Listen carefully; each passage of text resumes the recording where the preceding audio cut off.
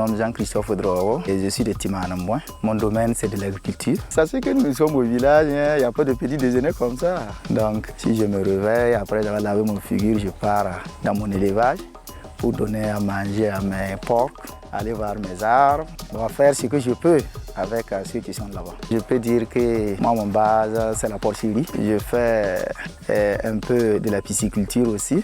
Et comme dans une cour, on ne peut pas se manquer quelques moutons ou bien quelques chèvres, ou bien quelques poulets. Et puis, il y a le jardin qui est là.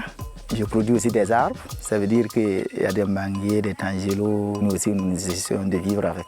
Après avoir visité mon élevage et mon ferme, je vous invite à découvrir d'autres choses à Saponey qui sont quand même intéressantes.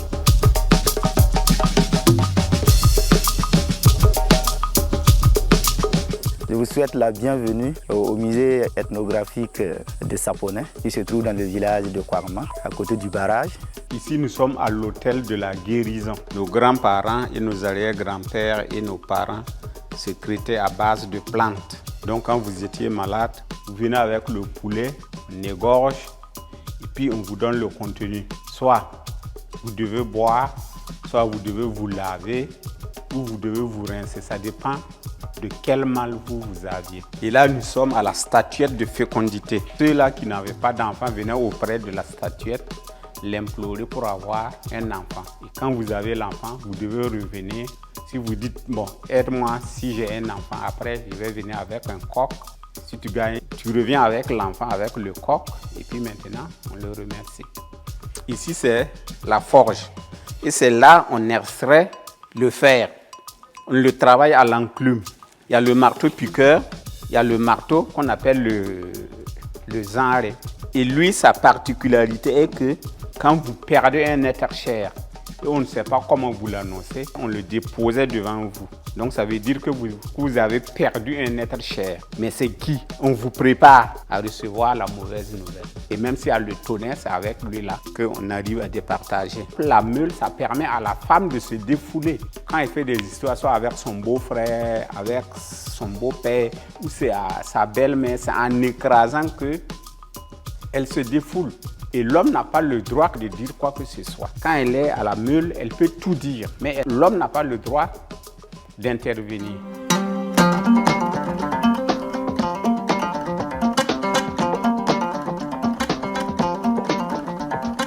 Disons que Saponey a été fondé vers 1358 par le 9e empereur des Mosé, le Nabakura. Et quand il guerroyait dans la région du Ganzuru, on apprenait que son père est décédé. Donc il est venu précipitamment. Il a été intronisé, mais il n'a pas suivi le rasage de la tête, qui est une étape très importante dans l'intronisation des rois Mosé. Et c'est ainsi qu'on l'apprenait que les Sisala de Léo voulaient venir envahir l'Empire. Donc il s'est déporté pour pouvoir les repousser. Maintenant, n'ayant pas suivi le rasage de la tête, le conseil des sages a dit, promenez-vous là où vous lui trouvez, rasez-lui la tête. Et c'est de là on l'a trouvé au sud ici et on lui a rasé la tête. Et le lieu là porte le nom Sarampong. Mais avec la transcription, c'est devenu Saponey. Sinon, ça devait être Sarampong. Et quand on lui a rasé la tête, il a dit, trouvez-moi quelque chose pour que je puisse porter. C'est ainsi que un Germain du Niger qui partait à la région de Mopti à la recherche du sel. Et c'est ainsi que c'est lui qu'on a pris. Il a fait le chapeau. Mais de 1358 à nos jours, le chapeau a subi pas mal de modifications. Donc voilà à peu près l'histoire de Saponey.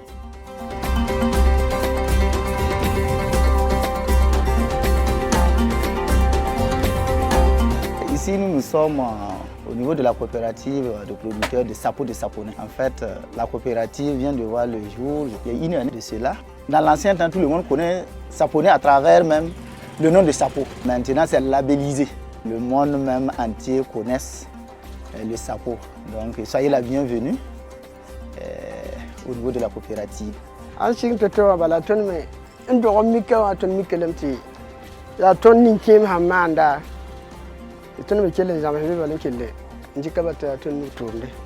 ka wosho me lab ka tumna wa kan yo da yinga bala kin ringe ta aka checker bam yela man ha kin ko kin me ne a shongo da bla me dal he shongo da bla marketing be jugo.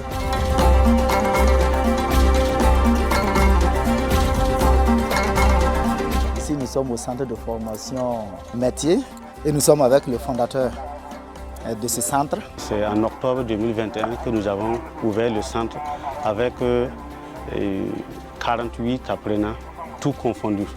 J'ai eu le goût de revenir à Saponay parce que Saponay, d'abord c'est chez moi.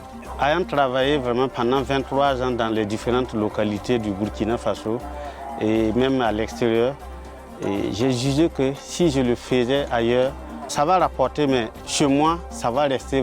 Et je pense qu'en partageant mes savoir-faire, non seulement ça va, les frères et les sœurs vont profiter, et ça serait vraiment une chaîne de développement qui va quand même booster l'employabilité vraiment au sein de Saponay. Voilà pourquoi j'ai jugé nécessaire de revenir.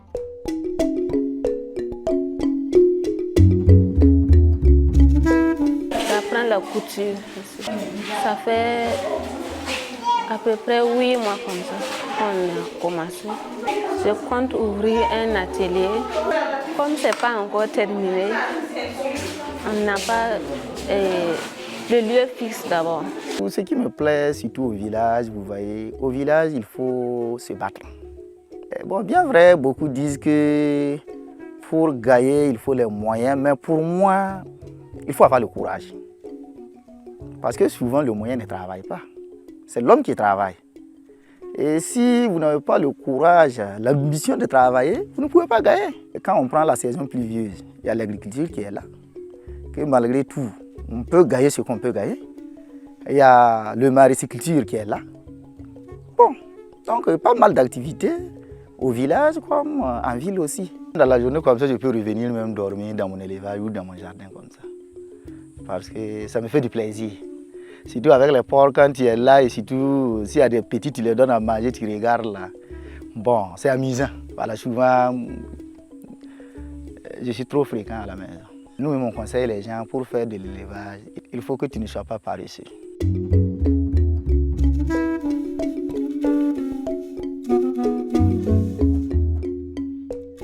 Vous voyez tous les alentourages là, ils ont vendu ça comme des arachides.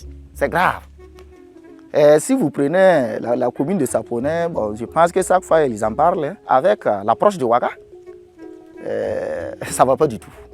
Les gens ont trop vendu. Il y a des villages que vous allez rentrer même à Saponay, il n'y aura même pas une portion de terre même pour faire quelques activités. Hein. Donc c'est compliqué. Parce qu'à l'heure actuelle, quand vous voyez, ceux qui ont vendu les hectares à 100 000, 200 000, à l'heure actuelle, si vous voulez un terrain à Saponay, c'est des coûts de millions. Mais qui paie? C'est celui qui avait vendu.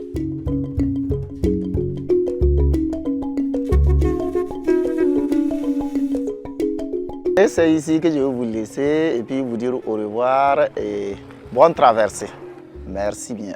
Et on vous invite à faire découvrir les uns et les autres la commune de Saponay. C'est la belle cité. Vous aurez beaucoup de choses à découvrir. Donc ne vous manquez pas.